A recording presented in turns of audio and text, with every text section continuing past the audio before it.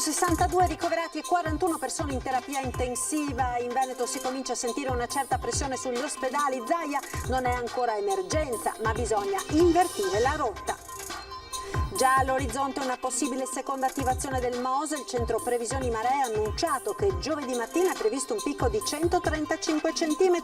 Venerdì l'acqua alta dovrebbe arrivare a 120. Crisi senza fine per il commercio in piazza San Marco. Al momento è chiusa un'attività su 4, ma le previsioni per i prossimi mesi sono ancora peggiori. Si arriverà ad una su 2. Attività economiche in crisi in tutta Venezia, il rischio ora è quello di infiltrazioni della malavita. Gasparinetti, i proprietari di immobili si mettano una mano sulla coscienza e abbassino gli affitti. 3 persone sono cadute in acqua, una è rimasta ferita, la barca è affondata. Incidente nautico questa mattina nei pressi del canale di Tessera. I vigili del fuoco intervengono con l'elicottero. Vandali in azione contro 2 leoni in pietra d'Istria nel sagrato della cattedrale di Chioggia. Il sindaco Ferro annuncia un rafforzamento dei servizi di videosorveglianza.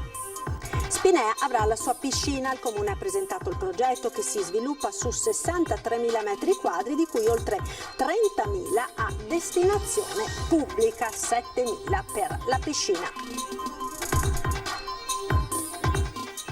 Ben ritrovati con il telegiornale di Venezia. In primo piano l'epidemia di Covid nella nostra regione. Nelle ultime 24 ore si sono registrati in Veneto 485 contagi e 7 vittime. I morti tra ospedali e case di riposo salgono quindi complessivamente a 2.226 e sale anche il dato degli attualmente positivi, più 366. Riprendono a correre anche i numeri dei ricoveri nei reparti, sono 362 le persone ricoverate nei reparti ordinari, 41 più 4 rispetto a ieri nelle terapie intensive. E non è ancora emergenza, ma si comincia a sentire una certa pressione sugli ospedali. Così oggi il presidente della regione Zaia da Marghera, che ha anche commentato le misure del DPCM e la richiesta partita proprio dal Veneto di valutare il ritorno della didattica a distanza per gli studenti degli ultimi anni delle superiori, al fine di evitare assembramenti sui mezzi pubblici. Sentiamo. Il Covid mi ha insegnato che ogni giorno ha la sua pena. L'avete visto? 41 in terapia intensiva sono 10 in più, un terzo in più. Non è emergenza sanitaria, ma se questo diventa un trend diventerà emergenza sanitaria. Così il presidente del Veneto all'aggiornamento sui dati dell'epidemia. Attenzione massima alla curva dei contagi, perché la pressione sugli ospedali comincia a farsi sentire, con 362 ricoverati e 41 in terapia intensiva. 41 non sono un problema gestionale in questo momento, non sono un problema gestionale. Noi abbiamo 464 terapie intensive, le possiamo portare tranquillamente a 1 migliaio. Tranquillamente vuol dire paralizzare tutta la sanità, ma le possiamo portare a 1 migliaio per salvare la vita a 1.000 persone. Il dato positivo è che ad oggi il 97% delle persone in isolamento è asintomatica, ma non bisogna abbassare la guardia preparandosi anche al peggio. Vi confermo che se dovesse esserci la posizione estrema, di estrema difficoltà, noi comunque dobbiamo ricorrere ai Covid Hospital. Ne avevamo 10. Per ora non serve, continua Zaia, appellandosi alla responsabilità dei cittadini, ripetendo per l'ennesima volta l'appello ad indossare la mascherina. Ci sono poi le nuove misure inserite dal governo nel nuovo DPCM per contenere i contagi. La discussione con le regioni è andata avanti fino a notte fonda. Io continuo a dire che dietro ad ogni provvedimento ci deve essere, quando è restrittivo nei confronti di alcune attività, ci deve essere un provvedimento economico di sostegno a quelle attività. Se tu chiedi a un comparto di fare sacrificio a favore di una comunità, perché questo è quello che chiediamo o che chiedono, è altrettanto vero che questo sacrificio, perché lo chiedi a pochi per una comunità, lo devi considerare e deve essere remunerato questo sacrificio. Altro elemento di discussione posto da Zaia al governo è quello degli assembramenti sui mezzi pubblici, ricordando che in Veneto ci sono ogni giorno oltre 700.000 studenti che li usano. Capite che se cominciamo a prendere le ultime 2 classi, le ultime 3 classi, facciamo didattica a distanza, che so, un giorno alla settimana, 2 giorni o una settimana sì e 3 no, vanno a scuola, eccetera, capite che si toglie tanta pressione ai trasporti. Leggo che il ministro Azzolina dice non se ne parla, ok, segnatevi la data e tutto, vedremo. Se le cose dovessero peggiorare, magari poi ci ritroviamo le scuole chiuse. Altra possibile attivazione del MOSE, il centro previsioni maree ha annunciato che tra giovedì 15 e sabato 17 ottobre ci saranno condizioni favorevoli al fenomeno dell'acqua alta. In particolare per giovedì è previsto un picco massimo di 135 cm alle 10:45, mentre per venerdì uno di 120 alle 11:20. Il sindaco Brugnaro ha dichiarato di essersi sentito col commissario Spitz, annunciando che molto probabilmente si dovrà alzare il MOSE, ma bisogna vedere se le previsioni saranno confermate nelle prossime ore. Ed intanto è crisi senza fine per il commercio di Piazza San Marco a Venezia, è chiusa un'attività su 4 e le previsioni per i prossimi mesi sono pessime. Per quelli che erano i suoi canoni pre-Covid, Piazza San Marco è straordinariamente vuota e l'assenza di turisti si fa sentire soprattutto nel commercio. Quante attività hanno chiuso? Al momento sono 13 attività, circa il 25% del totale delle aziende che sono aperte qui in piazza. Più del 60% del turismo che conta nel bilancio delle attività di Piazza San Marco è extraeuropeo ed è quasi totalmente scomparso. Raramente si è assistito ad una crisi in grado di radere al suolo in così poco tempo un tessuto commerciale che fino a ieri appariva di una floridezza inattaccabile. Chi ancora resiste non vende quasi niente e le spese sono rimaste ingenti. I turisti non ci sono più, ma i prezzi di affitto dei locali, dei negozi che continuano a essere qui sulla piazza sono rimasti gli stessi, ma senza clientela è un po' difficile far quadrare i conti. Quanto costa in media un affitto in Piazza San Marco o nell'area vicino a Piazza San Marco? Diciamo che se mediamente per un arco il prezzo è tra i 7.500 e i 10.000 euro. Poi se uno affitta 2 archi è proporzionalmente un po' più basso e via discorrendo. Non ci si sta più dentro? Purtroppo no. Nella quasi totale assenza di introiti, le attività che ancora riescono a tenere aperto sono spesso quelle di chi non è in affitto. Siamo dei privilegiati di fatto, ecco, questo voglio dire. Io avevo un altro negozio e ne avevo un altro ancora. Quello dove pagavo l'affitto a marzo l'abbiamo dovuto chiudere. Secondo lei è impensabile tornare a lavorare con una clientela residente? Impensabile. Venezia è impensabile. In Venezia ci sono 50.000 persone, di cui 20.000, 30 sono anziani. Non c'è mercato neanche per le scarpe, a Venezia non ci sono più negozi di scarpe. Lo spopolamento ha reso Venezia incapace di resistere da sola anche per pochi mesi. Sfruttata oltre ogni limite, l'industria turistica che movimentava miliardi di euro all'anno si è dimostrata un gigante dai piedi d'argilla. L'ultimo decennio è stato un turismo di massa che ha massacrato questa città, che è una città talmente delicata e fragile e nessuno ha capito questo problema qua, e adesso queste sono le conseguenze purtroppo. Non è solo il Covid è una conseguenza, l'acqua alta del 12 novembre è un'altra conseguenza, ma avevamo già raschiato il barile, insomma la città aveva già raschiato il barile. Lei dice che si è puntato su un turismo di bassa qualità che alla fine ha allontanato, diciamo, quello di qualità.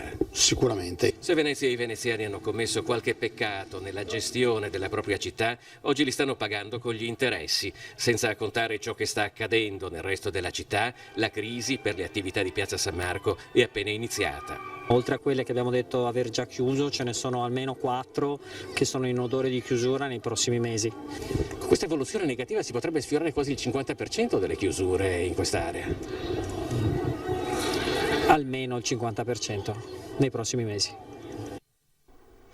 E non è solo il commercio di Piazza San Marco a soffrire la crisi innescata dal Covid, attività economiche sono in crisi in tutta la città ed il rischio ora è quello di infiltrazioni della malavita. Io non credo che dovremmo rassegnarci a vedere Venezia svenduta pezzo per pezzo a gruppi di interesse che hanno sicuramente il loro baricentro in altri paesi extracomunitari. La crisi in cui è sprofondato il commercio in Piazza San Marco, dove ha chiuso un'attività su 4, rappresenta solo la punta dell'iceberg di un malessere diffuso in tutta la città. Anzi, a preoccupare Marco Gasparinetti, che ora condurrà le sue battaglie per Venezia da Cafarsetti, sono proprio le chiusure che avvengono lontano dalle luci della ribalta. Noi riteniamo che il Comune in questo abbia un ruolo e non è certo pubblicando un piccolo bando farlocco in cui si parla di assegnazione di spazi che in realtà sono già assegnati, come ha fatto il Comune qualche giorno fa, che si danno risposte a questo problema. Però oltre al Comune c'è anche un problema di proprietari dei fondi che a volte non hanno neanche la sensibilità di capire che in questo momento forse bisognerebbe fare un gesto concreto di solidarietà nei confronti dei connazionali e quindi accettare che per qualche mese ancora il turismo di una volta non ci sarà e le conseguenze del coronavirus le stiamo ancora pagando. C'è però un altro pericolo, forse addirittura peggiore, sul quale si dovrebbe iniziare a tenere alta l'attenzione. Un pericolo che non riguarda più le chiusure, ma le riaperture. Il dubbio che molti hanno, alla luce anche della tipologia di prodotti che vengono venduti, è che si tratti a volte anche di riciclaggio di capitali di dubbia origine, diciamo, anche perché ci sono alcune nazionalità prevalenti che in questo momento comprano a man bassa e probabilmente nel loro business plan ci può anche stare un anno di lavoro in perdita, perché se alle spalle ci sono dei capitali, qualunque sia la provenienza, effettivamente uno si può anche permettere di pagare degli affitti esorbitanti per vendere prodotti scadenti o comunque prodotti di basso costo. Ed ora siamo al nostro sondaggio di oggi, che è dedicato a una delle raccomandazioni contenute nel nuovo DPCM firmato nella notte dal Presidente del Consiglio. Massimo 6 persone per le cene in casa, è giusto? A questa domanda vi chiediamo di rispondere con uno squillo gratuito al numero che vedete in sovraimpressione sulla barra di colore verde se per voi la risposta è sì, su quello sulla barra di colore rosso se per voi la risposta è no. La chiamata come sempre è gratuita. Il risultato questa sera nel corso della nostra puntata di Ring, in onda come sempre a partire dalle 21:15. La cronaca ora con l'incidente nautico che si è verificato in laguna, una barca è finita contro una briccola, 3 persone sono cadute in acqua, una è rimasta ferita. 3 persone sono cadute in acqua, una è rimasta ferita e la barca è affondata. È il bilancio dell'incidente nautico avvenuto martedì mattina verso le 9:30 nei pressi del canale di Tessera. La barca si sarebbe schiantata contro una briccola. Uno dei passeggeri ferito è stato portato all'ospedale di Venezia, ma le sue condizioni non sarebbero gravi. Per gli altri 2 non c'è stato bisogno di cure. Tutti e 3 sono veneziani. L'allarme è stato lanciato dal pilota di un taxi acqueo che, dopo essersi imbattuto nell'imbarcazione che stava affondando, ha soccorso insieme ai conducenti di altre barche di passaggio le persone che erano cadute in acqua. Sul posto, poco dopo, con l'elicottero Drago 71, un'autopompa lagunare e un'imbarcazione da marittima sono arrivati i vigili del fuoco, oltre alla Capitaneria di Porto, la Polizia Municipale e un'ambulanza. Da una prima ricostruzione sembra che la barca sia affondata, finendo fuori dal canale navigabile dopo l'impatto, ma su questo sono ancora in corso accertamenti da parte degli investigatori. E grave infortunio sul lavoro oggi a Mogliano, a restare ferito un operaio 50enne di Marcon schiacciato da un braccio meccanico che azionava il cestello sul quale l'uomo era salito per potare un albero. L'incidente è accaduto in via Trento alle 11:30. Un operaio 50enne di Marcon, dopo aver potato alcune piante di un'abitazione privata da sopra un cestello azionato da un braccio meccanico, si è ferito gravemente mentre doveva scendere a terra. Nell'operazione di discesa qualcosa è andato storto, perché il cestello elevatore che lo trasportava è impattato violentemente a terra. Un colpo talmente violento da spezzare in 2 il braccio di 8 centimetri che sostiene il cesto. La gru di sostegno non si è fermata e l'uomo è rimasto schiacciato dentro al cestello. I vigili del fuoco hanno dovuto tagliare un lato di lamiera per farlo uscire. L'uomo è stato soccorso da medico e infermieri del SUAME 118 e poi trasportato al pronto soccorso dell'ospedale Cafoncello di Treviso, dove si trova attualmente ricoverato in prognosi riservata. Intervenuti sul posto i vigili del fuoco di Venezia e Treviso e i carabinieri di Mogliano. Per gli accertamenti del caso sono giunti gli ispettori del nucleo Spisal di Treviso, titolari dell'indagine. Il mezzo è stato sottoposto a sequestro per permettere alla procura di indagare su quanto accaduto. Lutto nel mondo politico veneto. È scomparso a Padova l'ex consigliere regionale Claudio Sinigaglia. Aveva 62 anni. Da qualche settimana era ricoverato in ospedale per l'aggravarsi di un tumore. Una persona per bene, dai modi gentili, equilibrato e preparato, gli aggettivi che più sono stati usati per descriverlo da chi lo conosceva bene. Molto stimato e conosciuto per il suo impegno sui temi della sanità e del sociale, per anni è stato professore all'Istituto Barbarigo di Padova. Il cordoglio unanime dal mondo politico ma anche da quello delle associazioni. A breve sarà stabilita la data dei funerali. A Chioggia ora vigilanza notturna antivandali e 58 telecamere di videosorveglianza in arrivo. Chioggia dice basta al vandalismo. Vandali in azione che stavolta se la prendono con 2 leoni in pietra d'Istria della balaustra nel sagrato della cattedrale con della pittura arancione e nera. Sfregi che rappresentano uno schiaffo per la città, l'ennesimo, visto che da qualche tempo fioccano le segnalazioni dei cittadini relative a personaggi poco raccomandabili.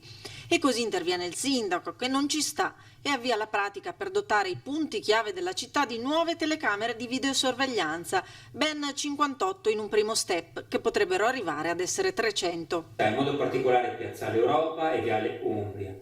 Ebbene, il fenomeno era già noto all'amministrazione comunale, tant'è che in questi giorni sono già intervenuto con una richiesta specifica che ho indirizzato al comandante della polizia locale di istituire un turno serale eccezionale e straordinario da farsi il sabato dalle 20 all'1 di notte, in modo da contenere e sradicare questo fenomeno che non intendo far proliferare nella mia città. Sono in arrivo anche 58 telecamere, aspettiamo solo il nulla osta da parte della prefettura, telecamere che potranno essere aumentate fino ad arrivare anche a 300. Da Rivavena a Piazza Vigo alla Laguna dell'Usenzo e a altri punti strategici, coinvolta anche la Polizia di Stato e al vaglio ulteriori misure restrittive volte ad allontanare il fenomeno. La limitazione della somministrazione di alcolici in orario notturno o provvedimenti più restrittivi e severi come ordinanze di chiusura anticipata dei pubblici esercizi. Non intendo far proliferare o far ampliare questo fenomeno che sta assumendo connotazioni molto preoccupanti.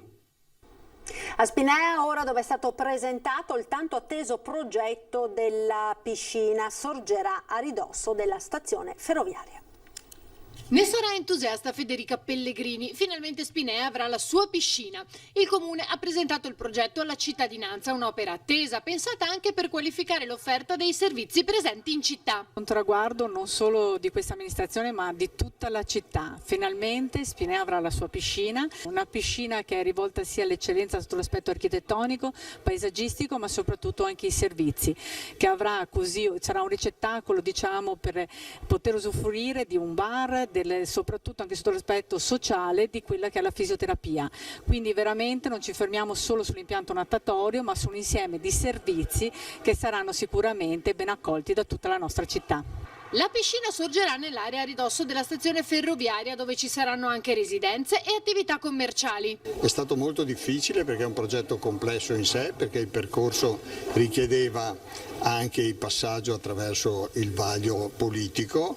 Abbiamo toccato 3 amministrazioni, tra quella antica di Claudio Tessari, quella di Chechin, che per un decennio, anche per colpa di alcune norme che si sono succedute, ha avuto il suo bel da fare, e abbiamo avuto anche noi il nostro bel da fare, e adesso finalmente siamo arrivati al nastro di partenza dell'operazione. L'intervento si sviluppa su 63.000 metri quadri, di cui oltre 30.000 a destinazione pubblica, strade, verde e parcheggi, e 7.000 per la piscina sul lato sud.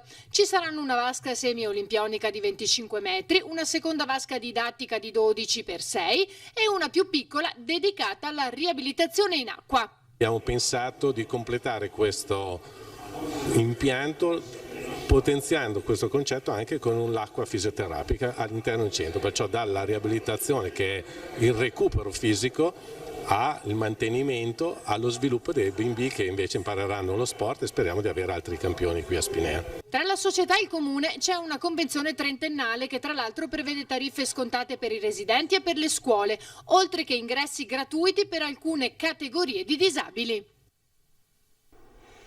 Ad un mese esatto dall'inizio della scuola, domani faremo il punto della situazione con una lunga intervista in esclusiva in prima serata con Carmela Palumbo, dirigente scolastico regionale. Se avete domande o segnalazioni potete inviarle sin d'ora al numero WhatsApp che vedete in sovraimpressione 351 1755 340. Appuntamento quindi da non perdere mercoledì sera dalle 21:15 su Antenna 3. Da non perdere naturalmente anche la appuntamento questa sera sempre a partire dalle 21:15 con la nostra prima serata. Torna Ring con Ferdinando Avarino, questa sera Giacomo Colladonna, presidente di MOM, e poi Alberto Villanova della Lega, Pietrangelo Pettenò della Sinistra Veneta, Andrea Ferrazzi, senatore del PD, Cristian Ferrari, segretario della CGIL Veneto, e Tommaso Costalonga, gestore dell'Orange in campo Santa Margherita, Venezia. Ed è tutto, grazie per essere stati con noi, come sempre il nostro meteo al termine di questa edizione. Arrivederci.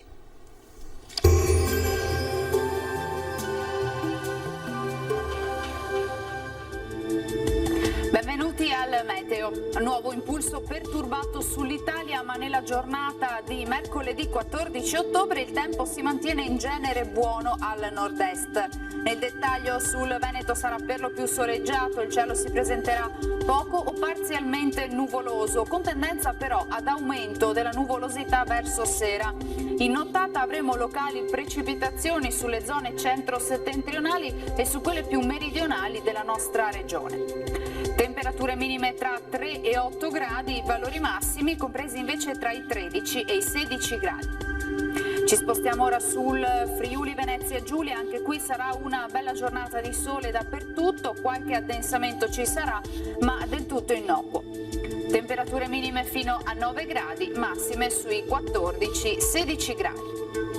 Infine uno sguardo alla situazione del Trentino Alto Adige, dove non cambia lo scenario, sarà ampiamente soleggiato salvo per qualche nube in più a partire dal pomeriggio sui settori di confine. Temperature minime sui 3 gradi, massime invece fino ai 14 all'incirca. Dal meteo per ora è tutto, vi auguro un buon proseguimento in compagnia di Antenna 3. Arrivederci.